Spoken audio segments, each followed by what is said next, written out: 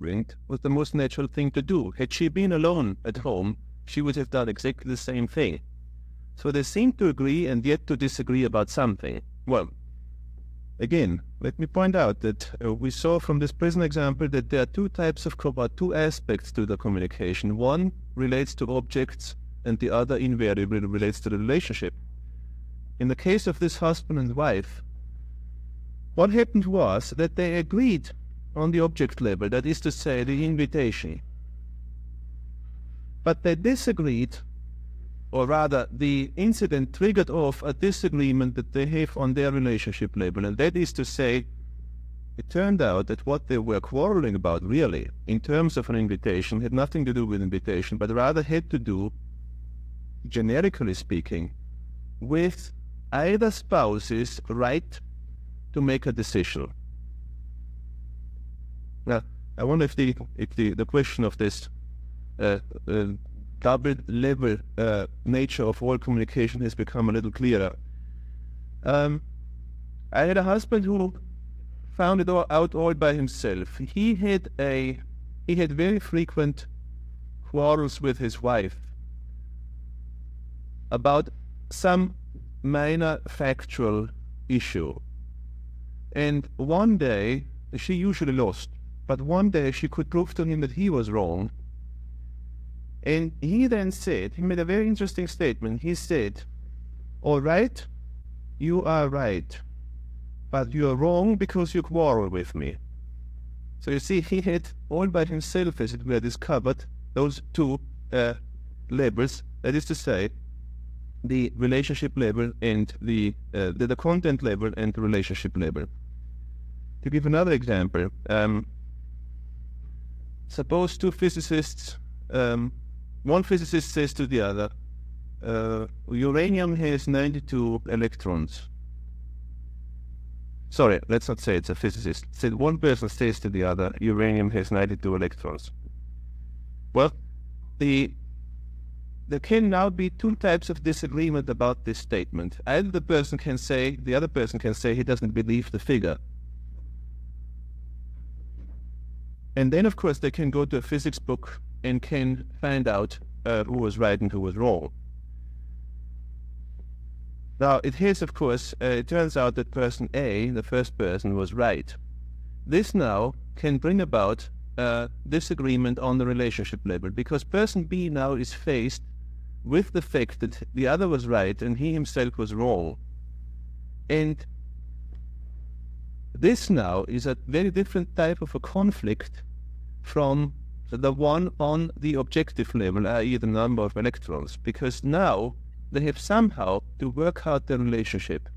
And person B can he has two possibilities now. He can either admire A for his superior knowledge, and his respect for person A is thereby increased, or he may feel very foolish and secretly resolve to try and be one-up on person A on the next possible occasion. You see that this kind of a conflict has nothing to do with physics or with atoms. This, of course, is a conflict that has only to do with the relationship between these people. Now, the two levels can be confused, and in fact are very often confused in, one notices this in marriage therapy. Take the example of some violent quarrel, as one can often observe it, between a husband and a wife, whether some kind of an event occurred on a Tuesday or on a Wednesday. And they quarrel very violently about this. However, what they really mean, it seems, is not, was this objective event outside their relationship on a Tuesday or on a Wednesday. It turns out that what they really mean is, which of us has the more reliable recollections and should therefore be respected by the other. Now you see that this, of course, is a very different kind of a thing. And if the two went on arguing about whether this was Tuesday or Wednesday last week, then they cannot possibly resolve the problem. They cannot possibly reach closure.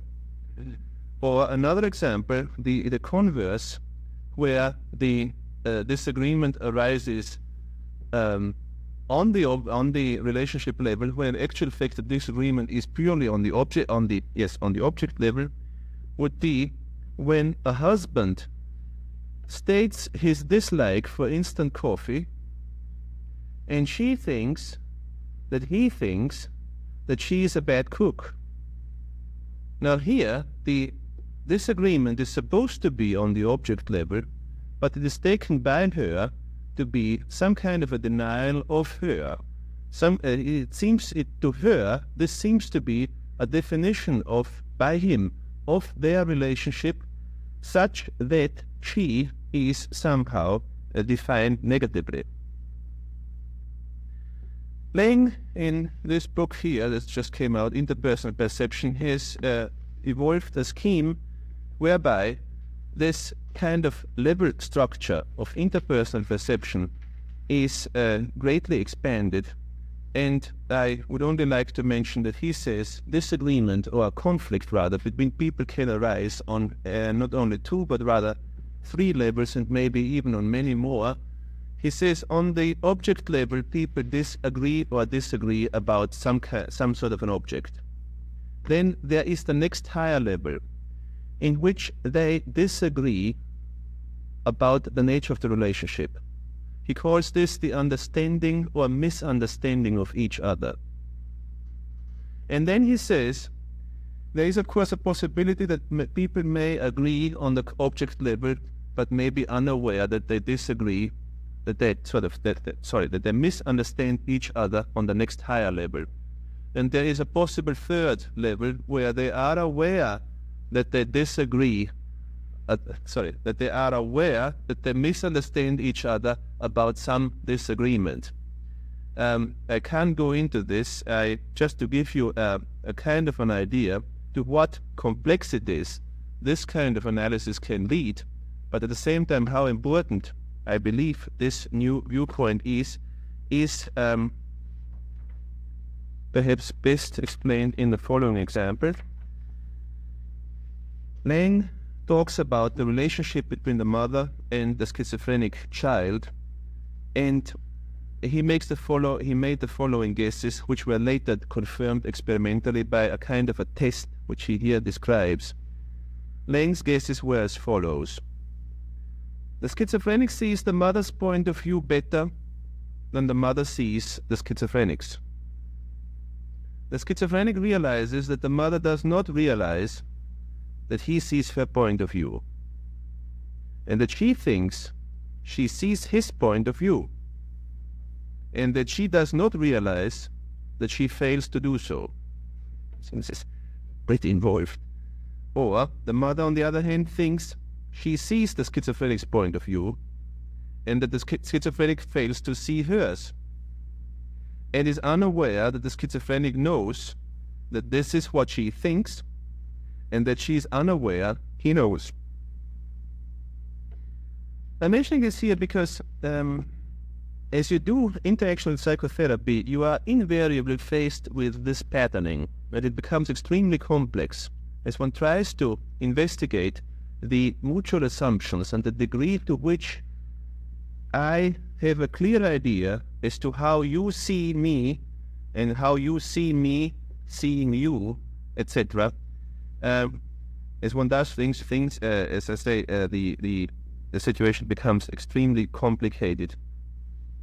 Now there's a third element that I would like to go on to now, in addition to this level structure of all communication, and that of course is the context in which communication takes place, or some kind of interaction takes place.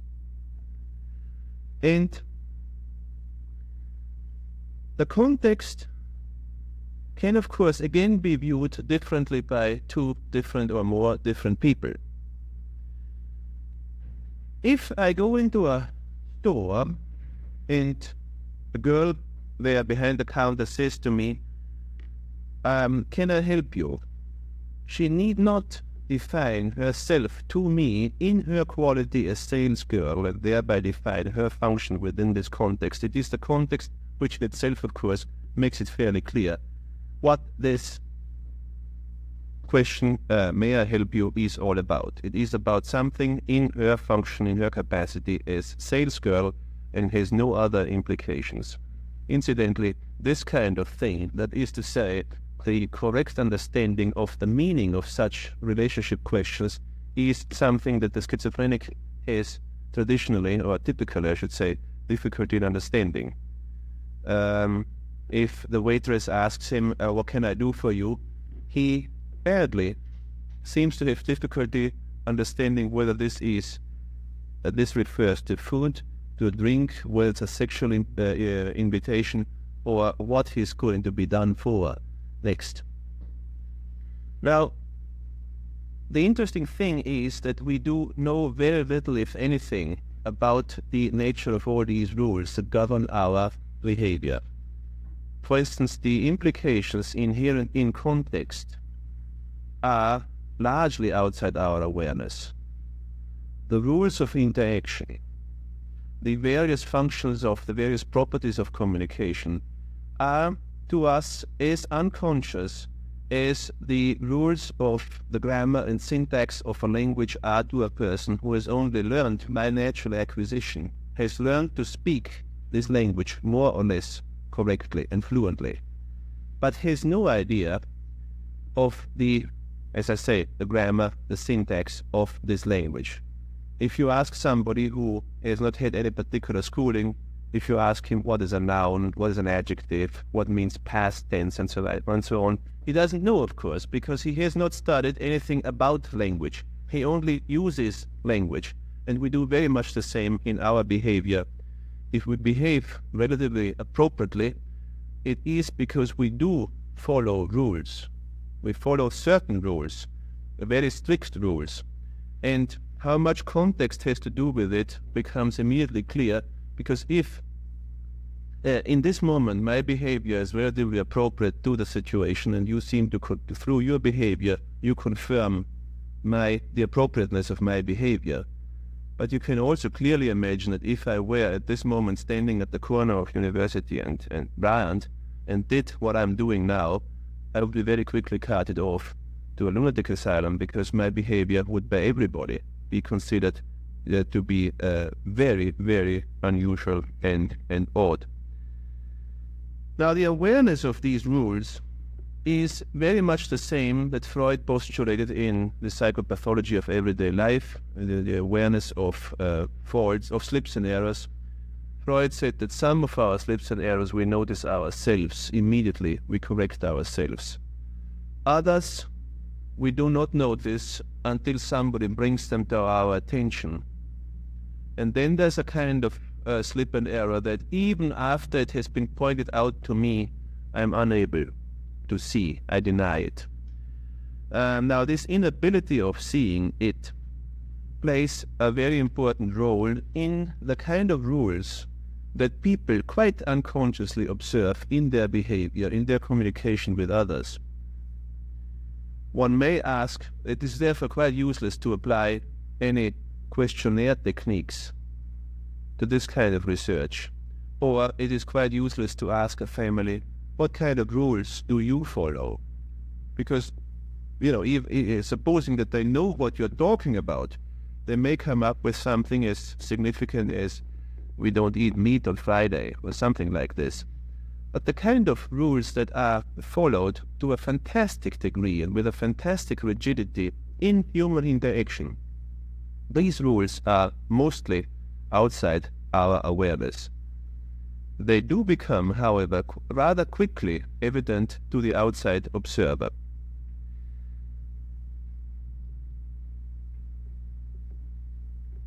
Now, in clinical psychiatry, it has been known for instance, two of these rules, if I may call them so, or have been known for quite some time. It has been observed over and over again and everywhere in the world, not just in a particular setting, that the behavior of the hospitalized patient can be aggravated by some seemingly minor event, as for instance a weekend visit, or even only the visit of his relatives to the ward, or sometimes, as Fry and Weekland have shown, even the receipt of a letter from home may exacerbate the patient's condition. This has been known, as I say, for a long time, and quite logically, in clinical psychiatry, one tries to make sure that the recovered patient somehow gets a chance of going out into the world more or less on his own. In other words, the influence of the family has been, there has been an attempt to minimize the influence of the family. How successful these attempts are, you know only too well, because very, very often the patient somehow manages to get back home, even if you provide for half-day houses or job placement or whatnot. But very often there is no other possibility. Even child, for instance, has to go home, and then very often there's a relapse into the same condition that required hospitalization in the first place.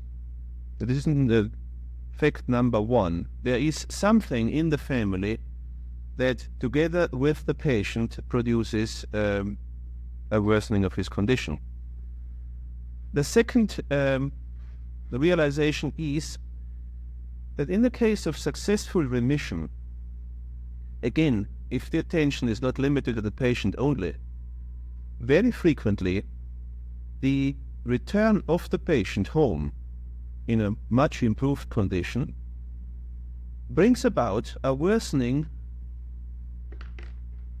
brings about either the appearance of the same condition in another family member, or the reappearance of a latent problem in another family member, or generally there is some sort of a family crisis that need not be psychiatric in the strictest sense of the term.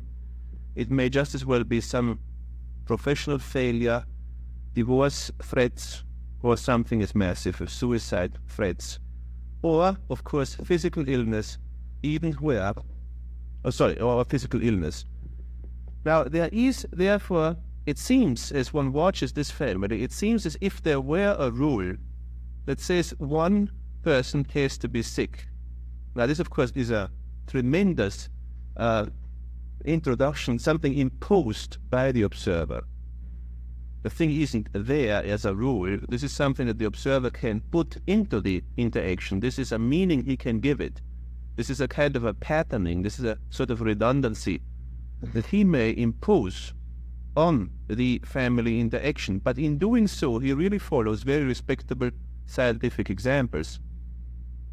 A very simple example would be that the subdivision of the day into 24 hours is a totally arbitrary one, but still it serves very valid functions. And I think the kind of rules that we read into the behavior of the family is of a less arbitrary fashion or kind.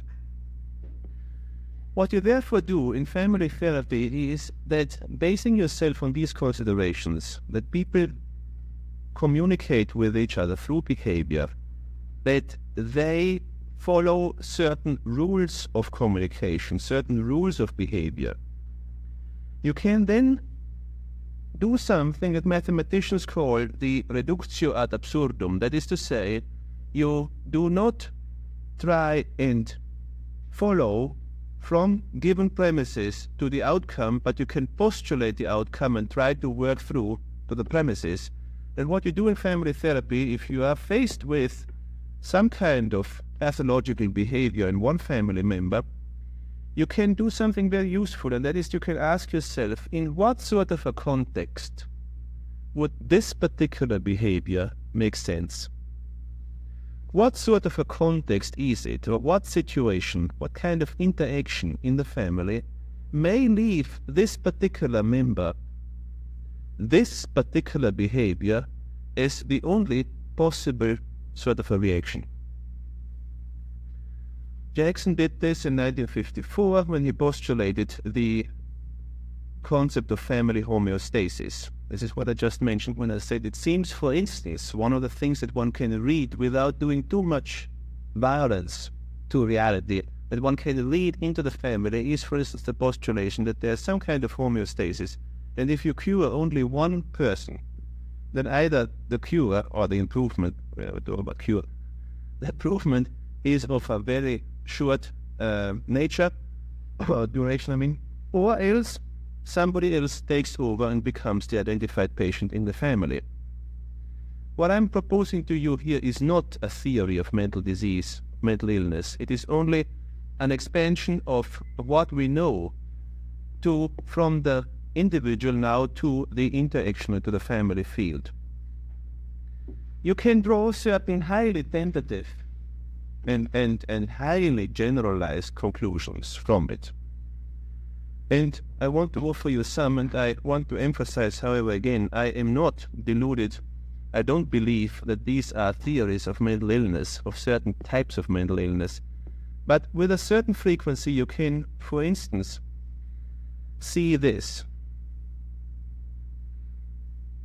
If a person, usually a child, is placed into a communicational context that somehow is similar to the Ash experiment that I mentioned at the beginning of my talk.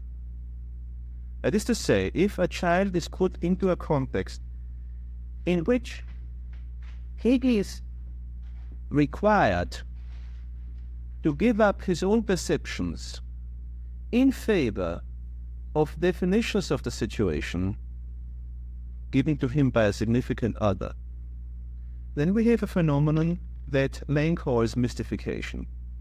Lane says, if a person is required to see things not the way his senses, his perceptions tell him that they are, but rather the way his mother says they are, then the outcome is likely to be a tremendous dilemma for the child. The child can either now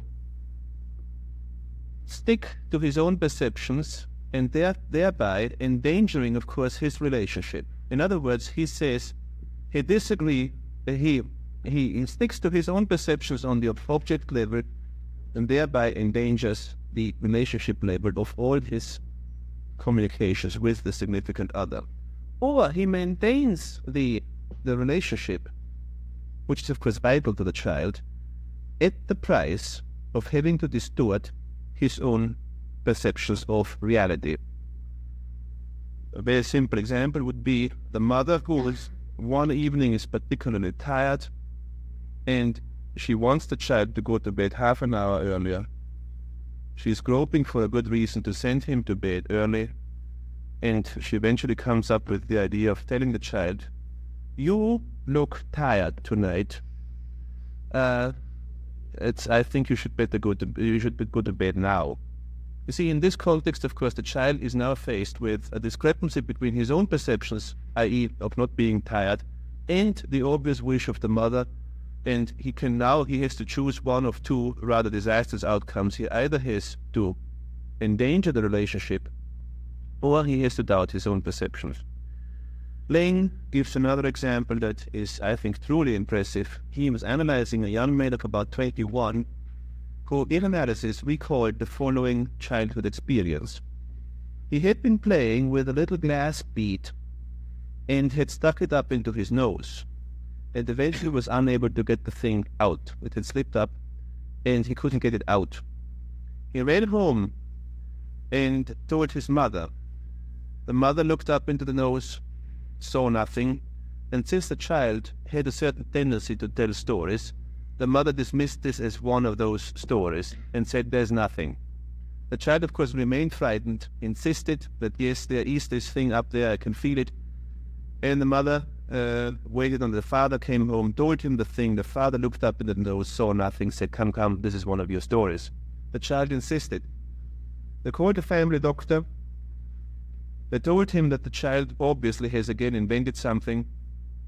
Family doctor came, looked up, saw nothing, pulled out of his bag a long, shiny surgical instrument and said, "If tomorrow morning you still think you have this thing up in your nose, I'll have to use this." And you can guess the rest of the story. The child, by next morning, was convinced there was no bead, and the bead was taken out at age 21. Now, if a person, as I say, is exposed chronically to a communicational context in which he is required to deny his own perceptions in favor of the perceptions of significant, or not of the perceptions, of the interpretations of the situation by significant others, then I think we can postulate that the behavior of this individual, if examined in isolation, might satisfy the clinical description of schizophrenia. A second enormous generalization, which I offer for your consideration, would be the following.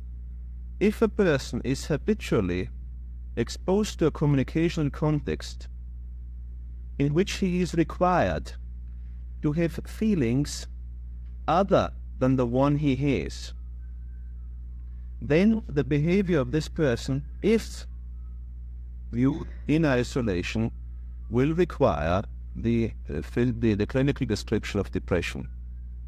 Now you may wonder, how does this come about? This comes about quite frequently.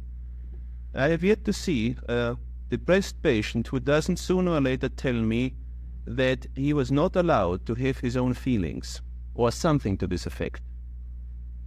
And it turns out that the parents of this patient usually or seem to have been people who laid great emphasis on the idiotic rule that a well-brought-up child is a happy child. Therefore, occasional periods of sadness that are quite normal, of course, in any child, were not only seen as sadness, but were somehow perceived by the parents as a silent accusation of having done a bad job as parents. The parents would then become very insecure about their own role. You realize I'm enormously generalizing, but this is the essence of it, what I want to say. The parents may become very insecure about their own role as parents, and may then somehow react to the child's depression, sadness at that time, by saying, after all we have done for you, you ought to be a happy child. Thereby giving the perfectly normal and temporary sadness of the child a value, a negative value. What I call the terrible sadness equals badness equation is then established in the child's mind and may persist from then onwards, and is eventually taken over through introjection, of course, of the parents into his own superego. I know of one person whose mother told her, when she was a child of about 10, 12, or 8, I forget, whenever she was sad, the mother would say, "Go to your room and don't come out again until you have a smile on your face." Another famous and relatively frequent statement that these patients recall quite spontaneously is that the mothers might somehow convey the message, "I had to go through hell to bring you into this world," thereby implying that the child ought to be eternally grateful. I almost made a slip that said externally grateful. Third hypothesis. If a person is chronically exposed to messages that require